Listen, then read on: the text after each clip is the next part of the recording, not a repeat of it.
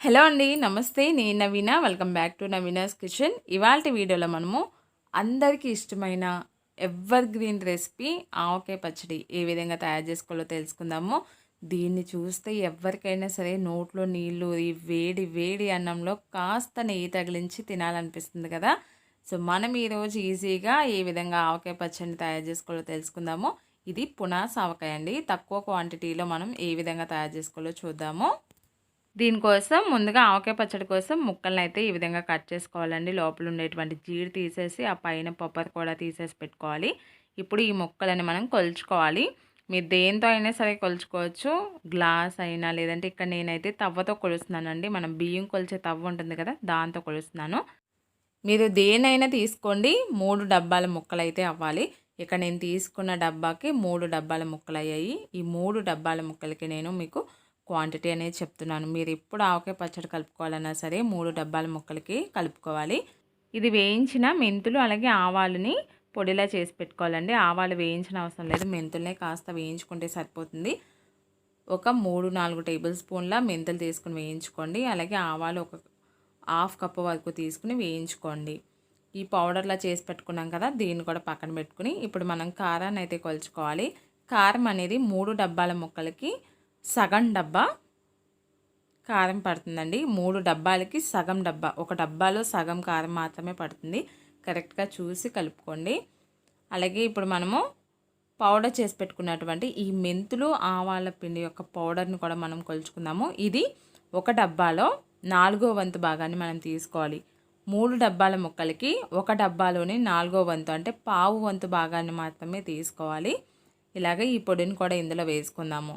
అలాగే ఇప్పుడు ఇందులోకి ఉప్పును కూడా వేసుకుందామండి. ఉప్పు పావు వంతుకి కొంచెం తక్కువగానే వేసుకోండి. ఎందుకంటే ఉప్పు అనేది కావాలంటే మనం మళ్ళీ కలుపుకోవచ్చు. ఎక్కువైతే మాత్రం ఇబ్బంది అవుతుంది కాబట్టి పావు వంతుకి ఇంకా తక్కువ వేసుకోండి. ఇలా వేసుకోవాలి.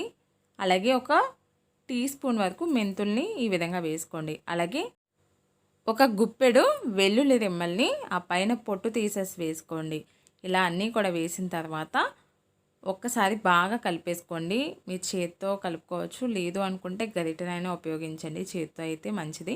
సో ఈ విధంగా చేత్తో కలుపుకుంటే ముక్కలన్నిటికీ కూడా బాగా పడుతుంది. ఇప్పుడు ఇందులోకి మనము నూనె వేసుకోవాలండి. కంపల్సరీ మీరు నూనె అనేది వేరుశనగ నూనె మాత్రమే వేసుకోవాలి. మీరు ఏ బ్రాండ్ అయినా తీసుకోండి, వేరుశనగ నూనె వేసుకుంటేనే పచ్చడి టేస్ట్ అనేది బాగుంటుంది. ఇక్కడ మొత్తం మీద ఒక 1/2 కేజీ నూనె వరకు పడుతుందండి. ఒక 1/2 కేజీ నూనె అయితే కంపల్సరీ పడుతుంది. చూసారు కదా, ఇలాగ నూనె వేసుకుని బాగా కలిపేసుకోవాలి. ముక్కలన్నిటికీ కూడా మనం వేసుకున్నటువంటి ఇంగ్రీడియంట్స్ అన్నీ కూడా కలిసేలాగా బాగా కలుపుకోవాలి. ఇలా అన్నీ కూడా కలిపేసి ముక్కలని సర్వ్ చేసుకోండి. ఈ విధంగా అడ్జస్ట్ చేసుకుని మనం మూత పెట్టేసి ఒక 3 రోజుల పాటు పక్కన పెట్టేసుకోవాలి. ఎటువంటి తడి అంటూ అలాంటివి తగలకుండా పక్కన పెట్టుకుంటే మనకి పచ్చడి నిల్వ ఉంటుంది. సో నేను ఇలా పైనుంచి మళ్ళీ కొంచెం ఆయిల్ వేసి ఈ విధంగా ముక్కలన్నిటిని కూడా అడ్జస్ట్ చేశాను. ఇలా చేసిన తర్వాత దీనిపైన మూత పెట్టేసి ఒక 3 రోజులు అంటే 3వ రోజున మళ్ళీ మనం పచ్చడిని అయితే కలుపుకుందాము.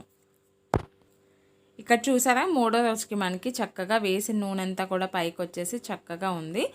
ఇప్పుడు మనము ఒకసారి పచ్చడిని మళ్ళీ కలుపుకోవాలి. మీరు వేసుకున్నటువంటి పదార్థాలు ఏమైనా లోటుపాట్లు ఉంటే మళ్ళీ వేసుకుందాము. ఉప్పు కానీ, కారం కానీ, నూనె కానీ ఏమైనా సరిపోకపోతే ఇప్పుడు మళ్ళీ వేసుకుని కలుపుకోవచ్చు. ఇలా ఒకసారి బాగా కలిపేసుకోండి. కలిపేసి ఇక నేను ఇంకాస్త ఆయిల్ని అయితే వేస్తున్నానండి. ఎప్పుడు కూడా పచ్చడిలో కొంచెం ఉప్పు నూనె ఎక్కువగానే ఉండాలి. అది నిల్వ ఉండాలి అంటే కనుక కంపల్సరీ నూనె అలాగే ఉప్పు ఉంటేనే పచ్చడి పాడవకుండా ఎక్కువ రోజుల పాటు నిల్వ ఉంటుంది. మీకు ఏది తక్కువైనా సరే బూజు పట్టేస్తుందండి పచ్చడి అనేది. సో నేను కొద్దిగా నూనె వేసాను, అలాగే ఇంకొంచెం సాల్ట్ని కూడా వేసాను. ఇలా వేసి బాగా కలిపేసుకుని మనకి గాజు సీసాలోకి కానివ్వండి, పచ్చడి జాడీల్లో కానీ ఎత్తి పెట్టుకుంటే మనకి చాలా రోజులు నిల్వ ఉంటుంది ఈ ఆవకాయ పచ్చడి. సీజనల్గా సమ్మర్లో పెట్టేటువంటి ఆవకాయ పచ్చడి అయిపోతుంది కాబట్టి ఆ టేస్ట్ మిస్ అవ్వకుండా ఉండడం కోసం మళ్ళీ పునాస ఆవకాయ పడతారండి. ఈ ఆవకాయ పట్టుకొని చక్కగా మనం వేడి వేడి అన్నంలో ఈ పచ్చడి వేసుకుని కొంచెం నెయ్యి వేసుకుని దానికి కాంబినేషన్గా ముద్దపప్పుతో కనుక మనం తింటే ఆహా ఏమి రుచి అనాల్సిందే. మీరు కూడా ఆ టేస్ట్ మిస్ అవ్వకుండా ఉండాలి అంటే కనుక తప్పకుండా ఒక 5-6 మామిడికాయలు తెచ్చుకుని మీరు కూడా ట్రై చేయండి. చాలా పర్ఫెక్ట్గా వస్తుంది, అచ్చం అమ్మ చేసినట్టే. మరి ఇంకెందుకు ఆలస్యం, మీరు కూడా ట్రై చేసి మీ యొక్క ఫీడ్బ్యాక్ నాకు కింద కామెంట్ సెక్షన్ ఉంటుంది, దాంట్లోకి వెళ్ళి షేర్ చేయండి. రెసిపీ నచ్చినట్లయితే లైక్ చేయండి, మీ ఫ్రెండ్స్కి, ఫ్యామిలీ మెంబర్స్కి అందరికీ కూడా షేర్ చేయండి. ఇలాంటి మరిన్ని ట్రెడిషనల్ అండ్ టేస్టీ రెసిపీస్ కోసం నవీనాస్ కిచెన్ని తప్పకుండా సబ్స్క్రైబ్ చేసుకోండి. అలాగే బెల్ సింబల్ని యాక్టివేట్ చేసుకోండి.